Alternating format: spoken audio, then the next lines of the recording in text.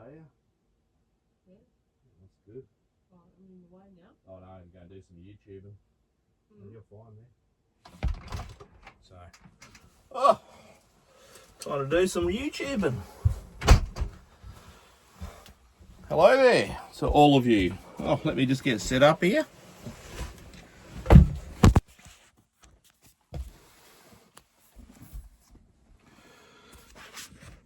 There we go. How are you all? Welcome back. It's been a week or more. I don't keep track of it. I'm retired, mate. Anyway, here we are. It's good to see you back here at Wiljen's Adventures, Road to Retirement. I'm Will. And the better looking half outside is Jenny. And we're also travelling with our 7-year-old mutt, Rogie. So she's coming along for the ride during this chapter of our life. It's the 4th of July, July the 4th, 2026. And last night we were here on a billabong, which I'll talk about later. But for the previous 4 days, we were sitting in the sand dunes overlooking the ocean towards the Burrup, north of Karratha. Roughly, it's about a 30-minute drive. There's a bit of dirt to drive on. Really nice spot. A bit windy during the middle of the day, but yeah, beautiful nights. So we had a good time there. Did a bit of fishing. There's lots to see there. Bit of walking. It's really interesting geology there, and there's heaps of different birds, and we don't mind checking out the birds. It's a bit weird. The older you get, the more interested in birds you are. There, the feathered kind. So yeah, right. I was just saying, right now we're north of Roebourne, and then inland a bit on a billabong. It's a free spot, and yeah, we'll talk about it at a later date, I think. I got a few notes here, just bear with me. So today is day 104 of living in the camper. So we moved into the camper a week before we left the house that we'd sold down in Bunbury. So that means it's day 97 since leaving Bunbury, and we're well into week 9 since we left Jenny's mum's place in Mandurah. And that's when, once we left Mandurah, I started recording our spending while we're on the road. Right now, we're allowing $1,000 Aussie, little Aussie battlers, per week for the travel budget. And I've just worked it out then, and we're currently at $855 under budget, which, wow, that's amazing. I've just got to say, this amount, like, it does not include life's background expenses. So it doesn't include the phone, data. It doesn't include Starlink. Currently we're running on the $85 plan, which I think gives you 100 gig per month. Doesn't include any of our insurances. We've got all sorts of insurances: house, car, medical, hospital, all that. Does not include any of the storage costs for our gear that we've got in storage units. Doesn't include any registrations for vehicles. It doesn't even include Jenny's return or her flight down to Perth and return, which is happening in about a week. So, but it does include everything else. It does include maintenance to the vehicle. It does include beer. It does include food. It includes buying fishing gear. It includes everything else, gas, etc., so on. So today, I just want to quickly talk about getting to retirement, and one of our concepts as it worked out to help achieve it. Basically what I want to talk about is like maximizing the value of your money.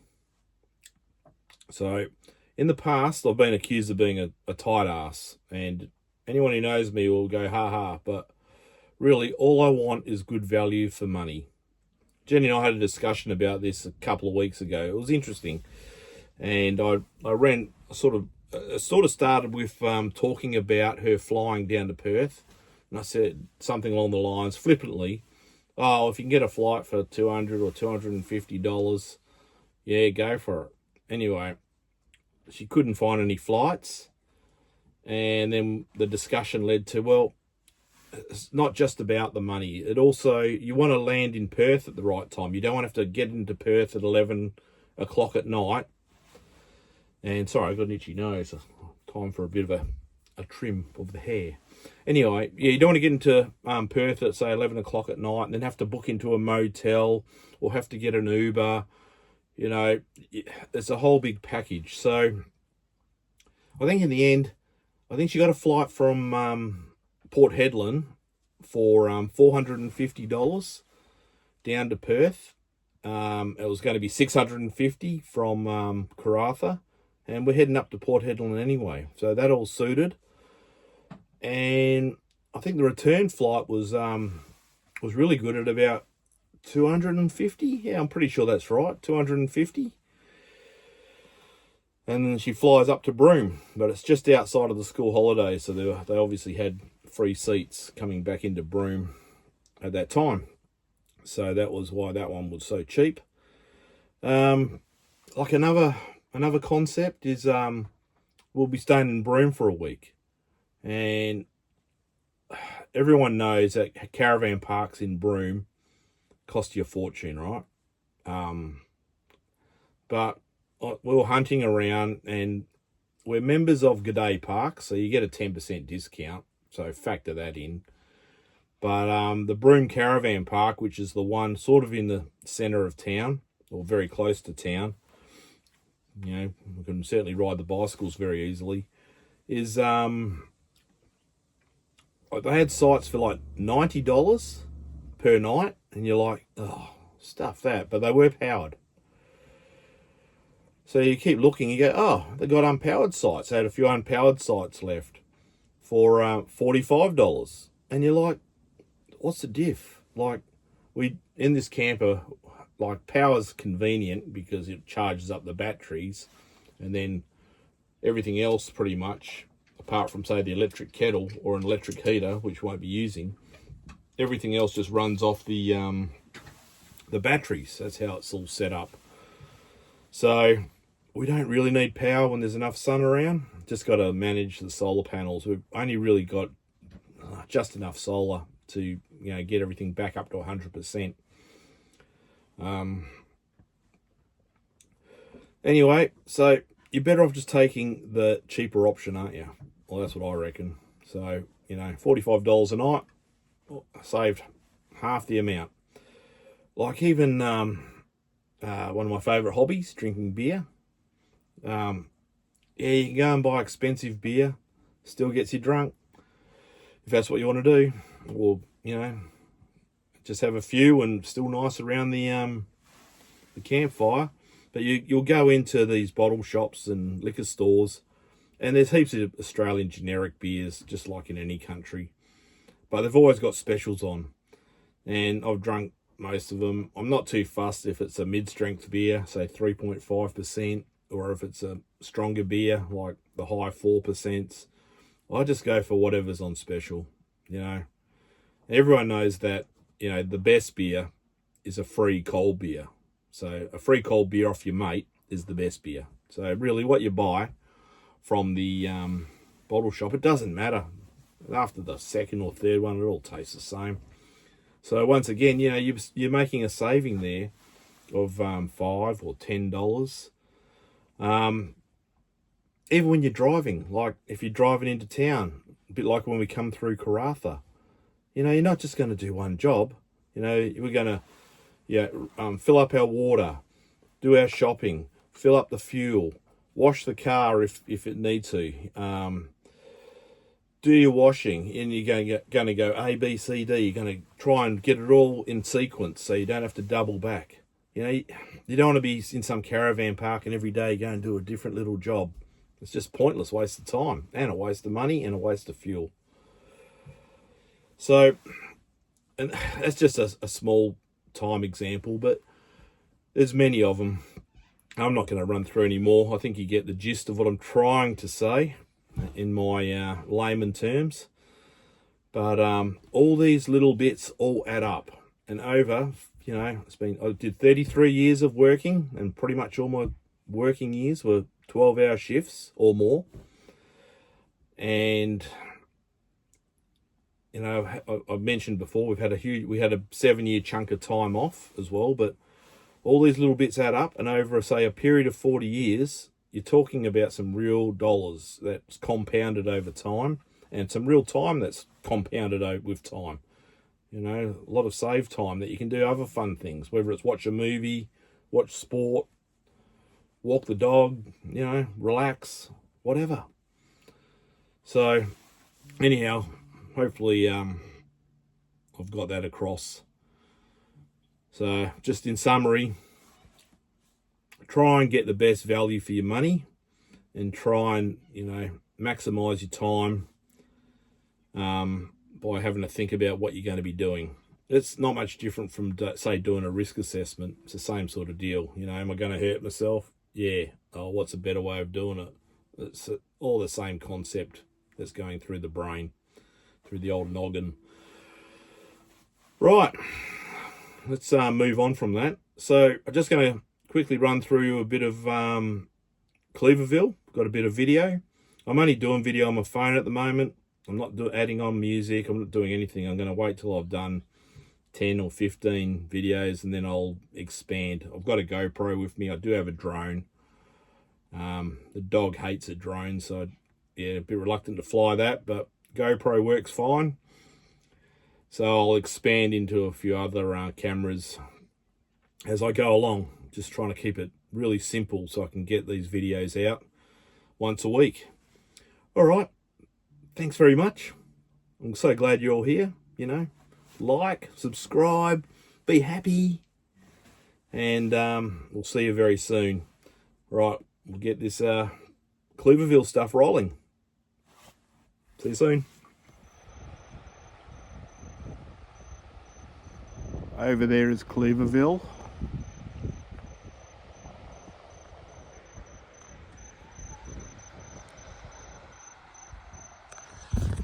Today's the 29th of June.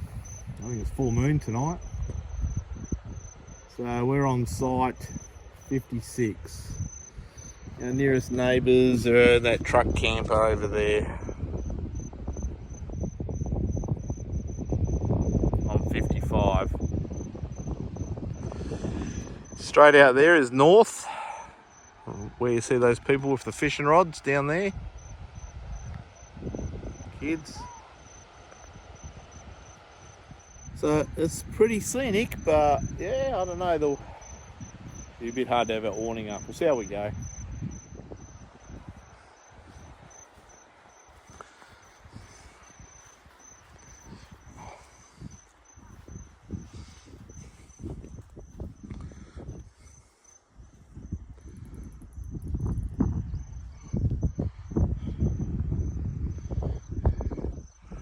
See over there, the road in.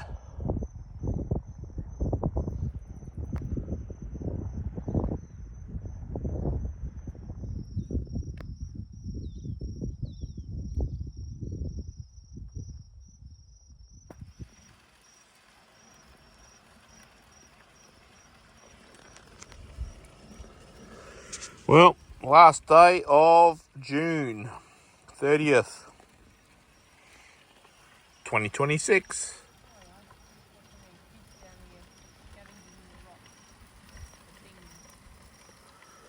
We're having roast pork tonight. I just did a quick test and it's not quite ready. Another, I don't know, 5 or 7 minutes.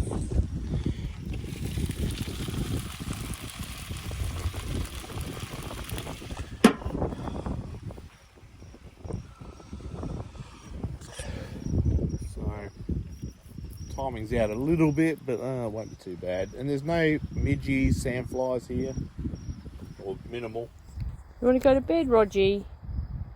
She's looking at the door. Do I need She's to got rub? out of her bed. Do I need to rub the sand off you? Oh, Have you rubbed down? tail going. Okay. This is her nightly routine. Routine.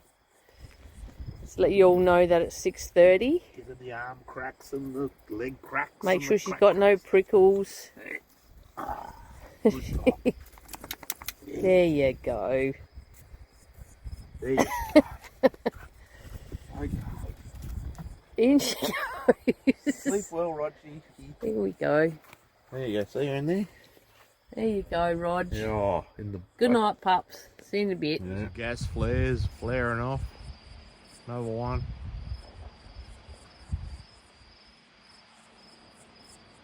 It's on the burp. Morning, 1st of July, 2026. Must be Wednesday. We've just come for a little walk to the northern end, but it's actually probably the eastern end of Cleaverville for a little explore. So you can see the ocean behind me. Coming around, that's Dixon Island over there. It's famous for green rock, which I haven't researched to see what the hell that is. But just the rock formations around here are, look at this. So we're nearly at high tide as well, so. Oh, I've got a wrasse. It's a little bit awkward out here on the rocks, as you can probably notice. So I will let this one go. I've got enough bait. It's not big enough. You can eat them, but they're only average. What are they?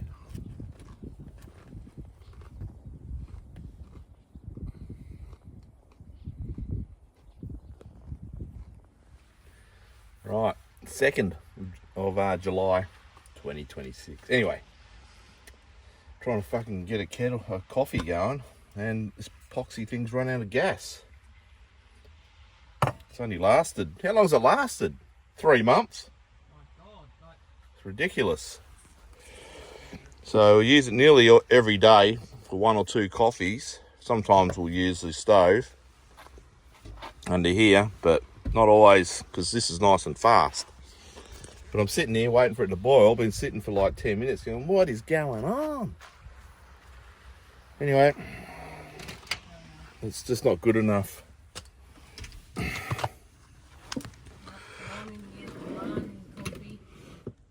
Oh, thank goodness. There's another one. I think that's the last. We had a couple of small ones floating around, but that'll do. Okay, disaster averted. Another beautiful day.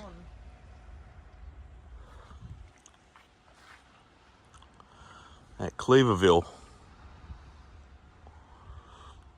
Oh, another curiosity is the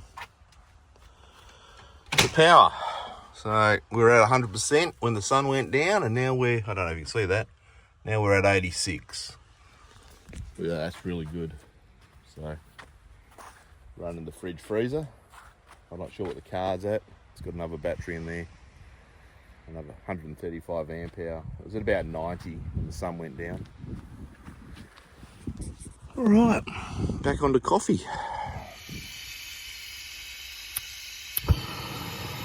That's more like it. That won't take long.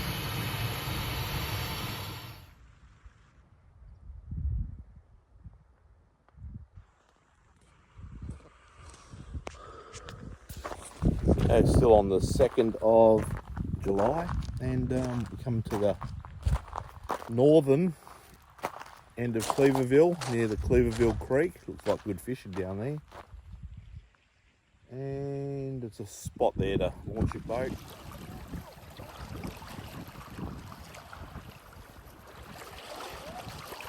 One of the guys has caught a GT, Golden Trevally.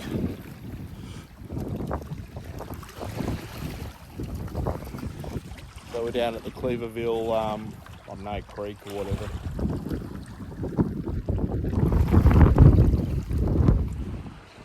Well, it's been a pretty good day. catch any fish. I've caught a couple of turtles. I think I saw the first one bobbed up and I got it off the hook. The second one I never saw. Playing the old ball rolling game with Rogie.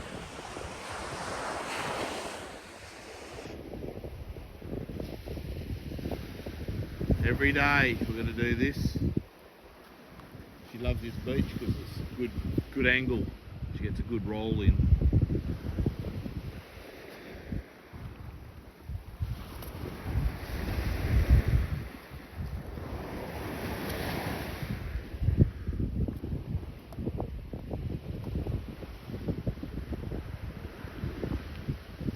Yep. Another lovely 27-degree day Celsius, and tonight will be 14. It's consistent.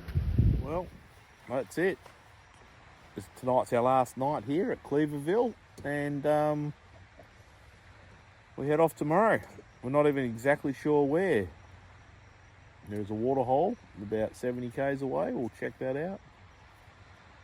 There's another area on the coast, which I won't mention because you're not supposed to camp there. And yeah, it's been nice. The wind's dropped off now. I'll show you how beautiful this is.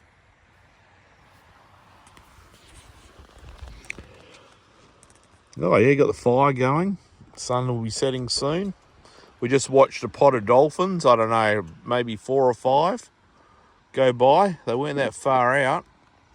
They're, see that rock in the centre of the screen? Slightly further out than there. Yeah.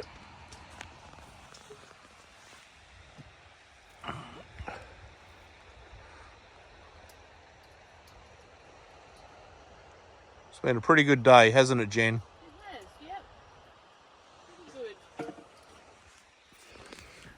Yeah. Anyway, we just had the caretaker lady. I didn't ask her name, so I don't know, but nice to meet your caretaker lady in Cleaverville. You do a good job. Stopped by, we had a chat for about 5 minutes. So they come up here and they spend 6 months of the year here. And then they head down south and spend 6 months of the year down south. So they got a bus down there at the caretaker's area, and they bring up 2 vehicles. They bring a boat as well. I think you need a boat if you want to do any good of fishing up here. Otherwise you're going to lose a hell of a lot of tackle, as we are learning. Rightio. Until tomorrow. That's it.